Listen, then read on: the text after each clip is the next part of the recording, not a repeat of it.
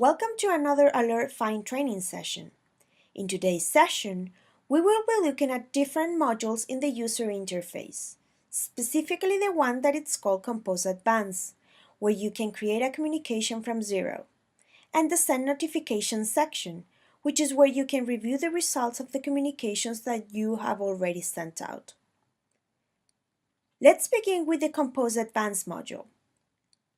When clicking on Compose Advanced, a new window pops up where you can begin to create your communication from zero. In this new window, you have to populate the To field, the subject line, the content area exactly like you would when you are creating an email. Where Alert Find differs is that it's a two-way communication stream, and therefore you are able to create different responses that you want to receive back from your users or your colleagues when the communication is sent out. Now, let's take a look at each of these sections one by one. To field. In this section, you have an option of choosing the individual users, broadcast groups, escalation groups, smart groups that you have created, or the geofence tool that you can use to choose the individuals that will receive the communication that you are going to send out. To add an individual user, you would search for the user using the search bar here and type it in their name, and once you have the person that you want to add, you can either double click into the name or you can drag and drop, and it will become part of the recipients list. You can also choose more than one user at the same time. Basically, highlight with the Ctrl key, press the ones that you want to include, and then click on Add Selected. These are the different ways you can use to add an individual user to the distribution list for the particular communication that you are going to send. In case you realize there are duplicate users added to the list, or there is a user added by mistake, you can remove it by selecting it and clicking on Delete. However, the system is intelligent enough to recognize duplicate users and it will not send out the communication twice. For example, let's say that Madeline, John, and David were added by mistake. I would select those names and click on Delete. You can add a broadcast group in exactly the same way you would with an individual user, with the only difference being that you would have to click on the Broadcast Group tab here. Once you are in that specific tab, you can either double-click into the broadcast group name, drag and drop, or choose more than one, and then click on Add Selected. For this particular test, I'll select the broadcast group called All, which is basically a broadcast group of the entire organization. I'll be sending it out to everybody in this particular environment. In regards to escalation groups, when you have already created one, you will be able to select it and add it as a recipient in the exact same way as we did for the broadcast group or smart groups. However, the geofence tool is a different story. Geofencing is an alert find functionality that works with the geolocator to populate the recipients list based on the certain area that you select. There are two ways in which alert find can know exactly where a user is. Either the longitude and latitude information is provided through the import process, or if users download the Alert Find app to their smartphone. Users will find a section called Location Check-in. When they click on it, Alert Find will ask them if they will provide access to their GPS coordinates. If the user says yes, the Alert Find will capture the exact location of the users. As an example, let's say that a hurricane is going to affect Houston, and I'm going to be sending out this communication to all of the users that are located in that area. I will search for Houston in the search bar and choose the correct location from the available list. I would then select the Draw option here, and I would delimit the area that will be affected by the hurricane. The system will search for users that are currently within that area and will proceed to add them to the recipients list for this communication. Please remember to close the Polygon app to make sure the system has a target area. Once you have that area selected, you click on Add Polygon and it will be added over here to the right in the recipient section. If you want to know which users were identified as being in that area selected, all you would have to do is to double-click into the name of the polygon and you would have the user's name displayed. Now, since none of the users in this environment have checked in their location, there are no users in that selected area right now. These are the different options that you have available to choose which users will be receiving communications. As a recap, you can choose individual users, broadcast group, smart groups, escalation groups, or use the geolocator to choose the users that will receive a communication. Once you have populated the recipients, you can click on Save. The subject line. You can either copy-paste from a document that you have previously created, or you can type it in. For this training purpose, I'll type in training test. There are different ways in which you can populate the content. The first way is by clicking on Call to Record, in case you want to record the message instead of typing it. A new window will pop up. You will provide a phone number, select whether the phone number is international or US-Canada, and then click on the Call Now button. The system would automatically call the phone number you provided and you will be able to dictate your communication. Then the system would append the audio file to the communication. If you already have an audio file recorded, you can upload the audio by clicking on Upload Audio, and the system would then append your content to the communication. The other way is to manually type in or copy-paste from a pre-existing document into the content area. In this case, we're going to copy-paste. This is not a real emergency, this is just for training purposes. Let's say there is going to be a hurricane in the Houston area and we want to make sure that all of our users know that the hurricane will be touching land soon and they should take precautions. We would say something like, Note, Hurricane Michael is due to touch land in your area. Please take precautions and follow your local authorities' advice. You can mark up the existing content to make it more eye-catching. For instance, we can select This is not a real emergency and bold it, and or change the color of the font, create italics, or underline. You can also highlight the background color of the certain section, or either left justify, center justify, or right justify, as well as create a link. AlertFind provides these different features that you can use within the content creation section. So for instance, if we want to provide some additional information on this particular hurricane, we could add, for updated news on Hurricane Michael, please click here. To add an hyperlink, you would highlight Click Here and then click on the hyperlink icon providing the URL, for example, to the Weather Channel. Users will be able to get news updated in their laptops or cell phones immediately through your communication. You can also create a bulleted or numbered list. Now, let's take a look at the response section. In this case, since we're basically sending an announcement, there is a hurricane and you need to take precautions, then the response, I confirm that I received this message, is adequate enough for those purposes. However, let's take a look at a different scenario. Let's say that the hurricane has already passed and you are going to be sending out a follow-up communication to your users. You would say something like, Note that the hurricane has passed. Are you okay? Since you are now asking a specific question, are you okay? You will want to capture a more in-depth response through the system.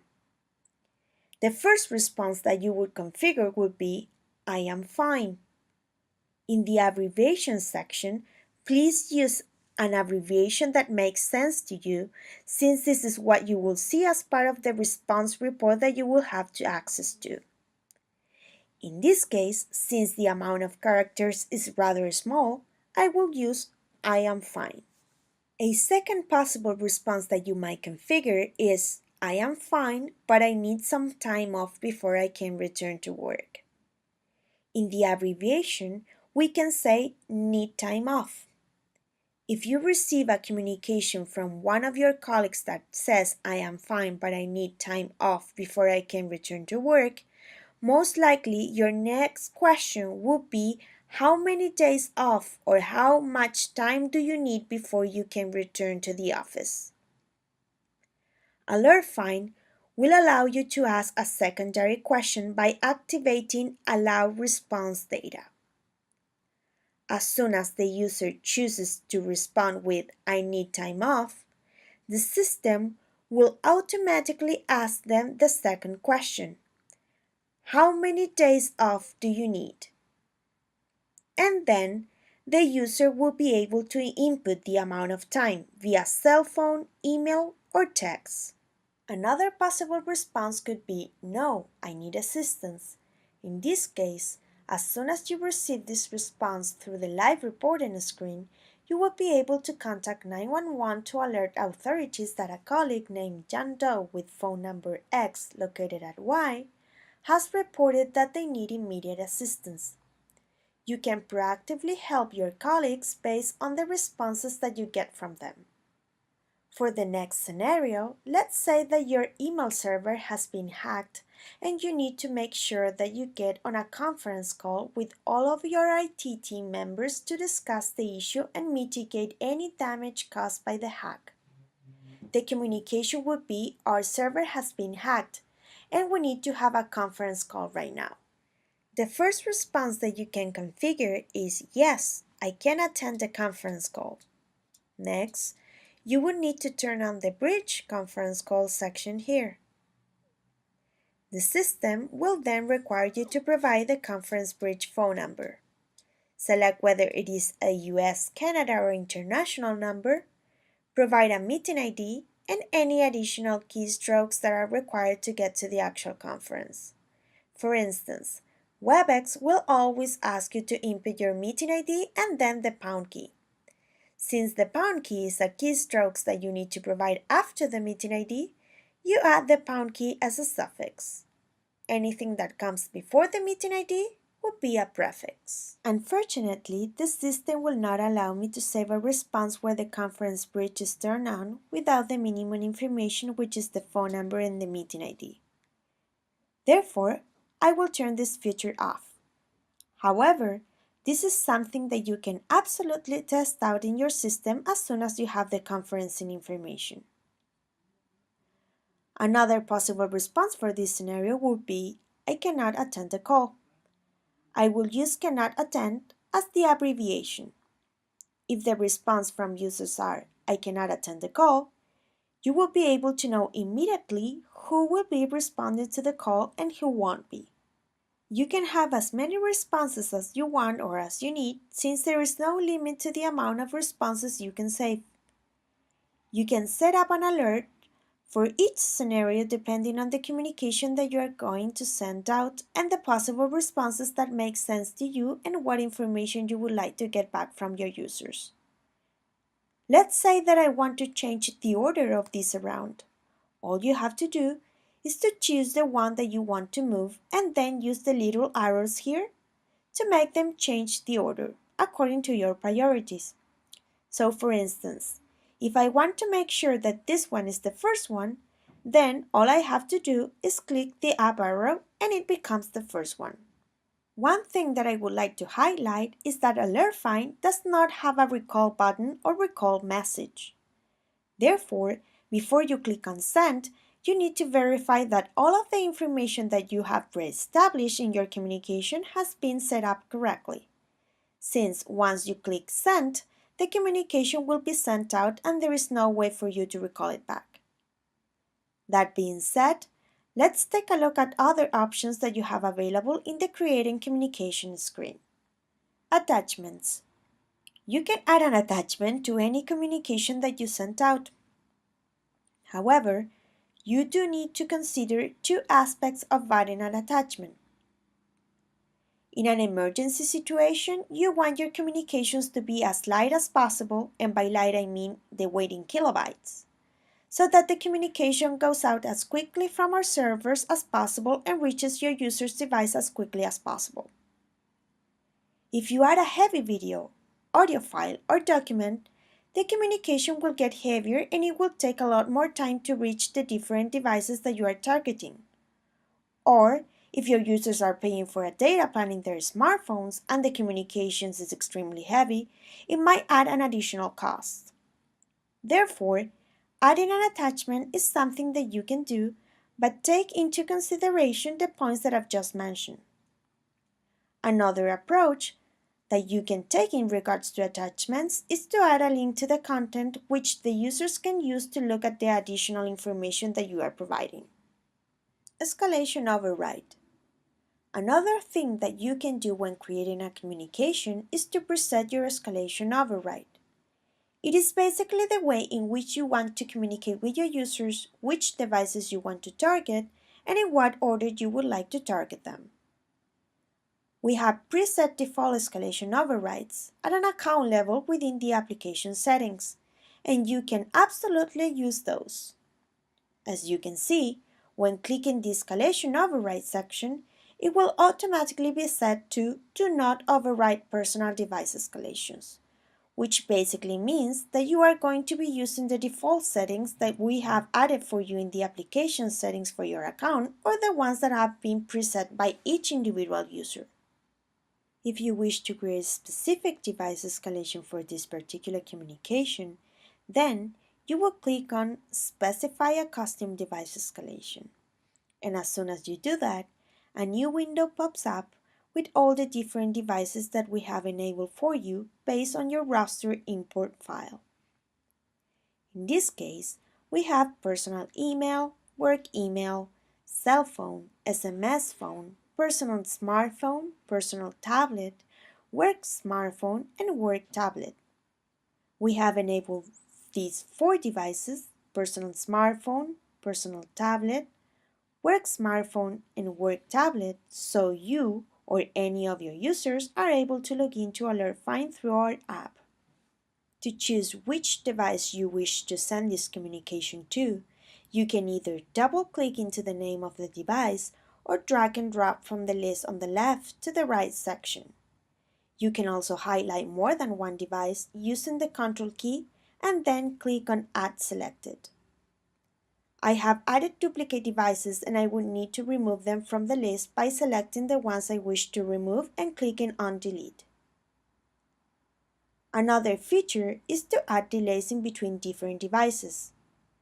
To add a delay, select the button that says After 5 minutes escalate to and click on Add Selected, or simply drag and drop the delay from the left section to the right. Once you have the delays added to your custom escalation profile, you can move them around and put them in the actual area where you want the delays to happen. In this case, the system would send out the email to the personal email address. If the user does not reply from their personal email after 5 minutes, it will proceed to send the communication to the work email. If the user does not reply within the next 5 minutes, it would then send the notification to the cell phone, and if again no response is registered within 5 minutes, it would send the communication to the SMS phone. The actual amount of time that the system will wait in between executing a notification to different devices can be modified, and you can have as little as 1 minute or as much time as you would like to have. To modify a delay, double-click into it, and a new window will pop up that will allow you to change the time to wait. If you remove all delays, the system would send the communication to all of the devices at the exact same time. This is the way that you can choose which devices you want to target and in which order you want to target them. Once you have the device that you wish to target and delays selected, you can restructure them by dragging and dropping them into the correct position like this. For this test, I'm removing the delays since I want you to see exactly how the results are shown live when AlertFind sends out the communication to all of the devices at the same time.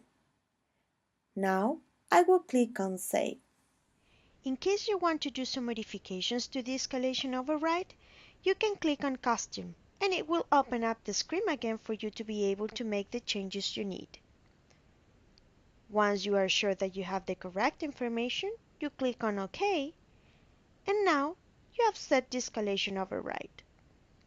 So far, we have looked at how to populate the to field, the subject line, the content, responses, and escalation override.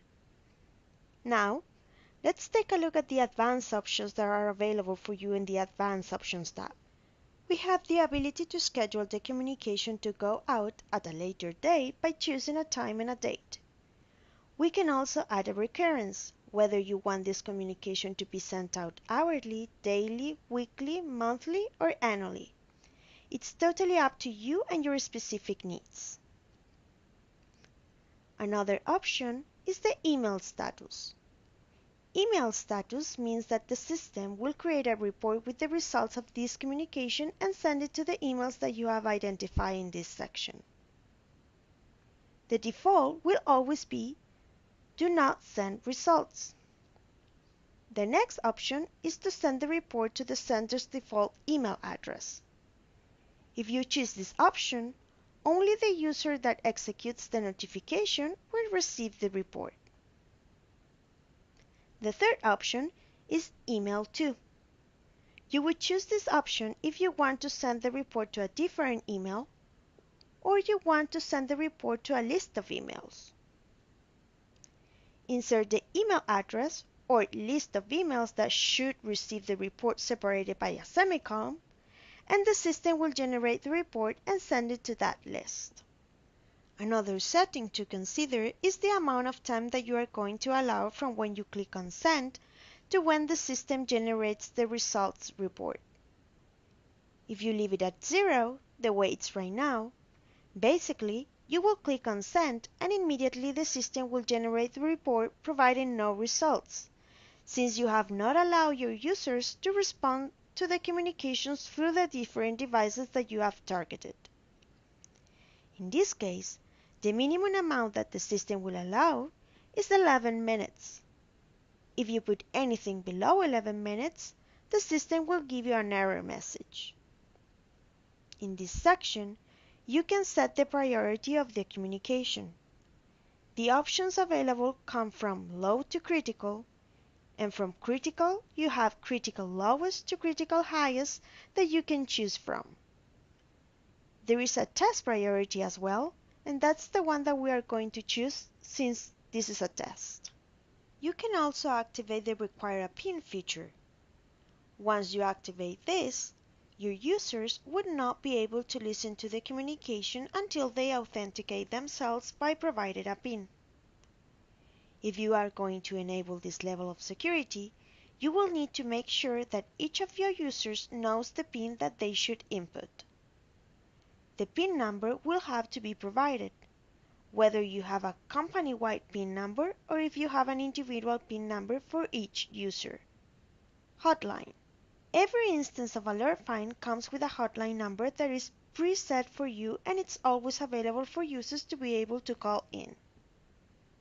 However, based on your company's needs, you could purchase additional hotline numbers if required.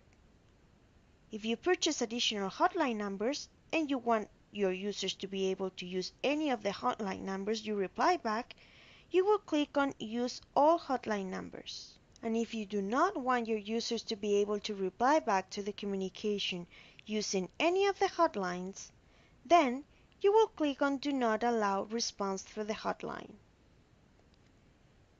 Device retry refers to how many times you want the system to call a phone number if it's busy. For instance, if you call a cell phone number and the number is busy, how many times do you want the system to call you back before it goes to voicemail? The default setting will always be 5, but you can choose from 0 to 10. The amount of time that it will wait between one retry and another is 5 minutes. Now that we have gone over the entire section on how to create a communication, please remember that you should verify that your to field, your subject line, your content, and your responses have all been correctly preset. If you need to make any modifications, please do so now, because once you click on Send, the communication will begin to go out and there is no recall button to stop the communication from executing. There is an option to cancel a communication. However, if the system has already sent it to some of the users, there will be no way to recall that back. Let's proceed to execute the test that we have configured by clicking on Send. As soon as you do this, you get a new pop-up window, which is your response section. From this new window, you can review the status and results live as they come in from the different users that you have sent the communication to. As you can see right now, the status of the communication is set as a schedule. The results window is live and it does refresh on its own every couple of seconds. However, you do have a manual refresh button here and another one over here that you can use as well. My test recording has already been sent to my cell phone device, which was one of the devices selected. Let's say that you have sent the communication out and you need to do some work. Half hour has passed and when you return, you want to see exactly what the results are. You would log into the user interface and under Notifications tab on the left, you click on Send Notifications. As soon as you double click into it, you will get a list of all the notifications that have been sent out. You can choose the one that you want to see the results for and double click into the actual results. You get back to the same results screen that you were before. You can see the communication has been sent out to 6 people and only 3 have replied. Let's take a look at the different aspects you can review within the communication results window. The first section is the time summary. Time summary provides a glimpse of how long it took the communication to be sent out. When you are sending a communication out to a large number of users, you will have different scales that will start from 0 to 5 minutes, from 5 to 10, etc. And it will let you know exactly how many users received the communication within that time frame. Next section is All Recipients. It provides you with a list of users that received the communication, and in the right-hand section, you will be able to see a log of exactly what happened with each of the different devices that you targeted per user. Let's take a look at the communication that was sent to Abdiel Gutierrez's personal email address. If we go down in the personal email address section, we can see that the communication started at 8:58 with 14 seconds. And at 8:58 with 33 seconds, it was scheduled. And at 8:58 with 40 seconds, it was delivered to his email address. The work email address was scheduled at 33 seconds and it was sent at 40 seconds to his inbox. The text message was delivered to the handset. Regarding the voice call, you will notice that it was sent as well, and since there was no response, the system has left a phone message. And due to the fact that we did ask to try 5 different times, it will call him back in 5 minutes or the time configured in the application settings. Okay, we can go down the list and take a look at all the different device logs that were targeted for each individual user and see exactly what happened with each one of them. The next section is the original recipient section. Here, you will be able to see the full list of users that we send the notification to. For this test, we use a broadcast group. If I want to see the actual memberships, I can double-click into the name of the broadcast group and click into the group membership section to see the individual usernames that received the communication. Now, as you can see, the refresh has happened and I got some responses. We have one person that responded with, "Yes, I'm okay." We have another one that replied, "I need time off." And another one with "need assistance," and 3 who have not responded yet. If I want to take a look at the individual results to see exactly what happened with each one of them, I can click on View Details to the left on the actual response.